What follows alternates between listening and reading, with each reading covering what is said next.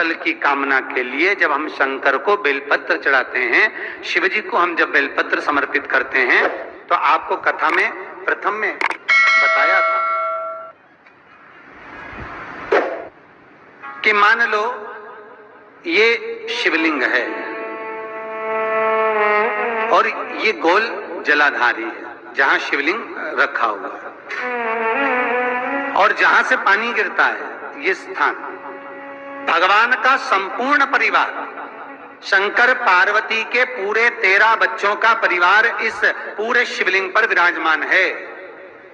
ये जो गोल भाग है जहां शिवलिंग रखा हुआ है, ये माता पार्वती जी का हस्त कमल है। जहां शंकर जी विराजमान है शिवलिंग के रूप में, उसके बीच में एक मोटी सी लाइन होती है जहां से पानी नीचे गिरता है, बीच में एक मोटी लाइन होती है, ये अशुक सुंदरी का स्थान है।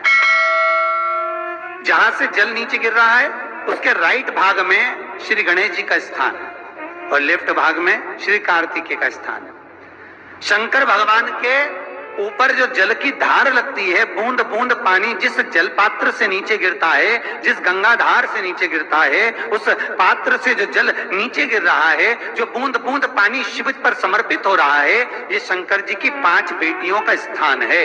जया, विषहरा, शामलीवारी, दोतली और देव, ये शंकर जी की 5 बेटियां ऊपर से जल अभिषेक करती हैं शंकर का।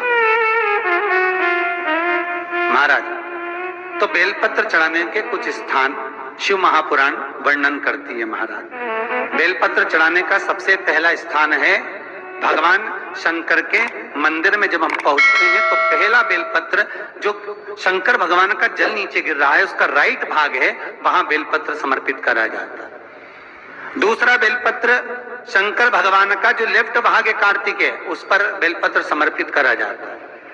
तीसरा बेलपत्र कटी भाग पर, जहां शंकर भगवान का शिवलिंग रखा हुआ है, उस कटी भाग पर गोल जो भाग बना हुआ है वहां समर्पित किया जाता है। चौथा बेलपत्र शंकर भगवान के मस्तक पर जो जलाधारी रखी है, उस जलाधारी में बेलपत्र समर्पित किया जाता है।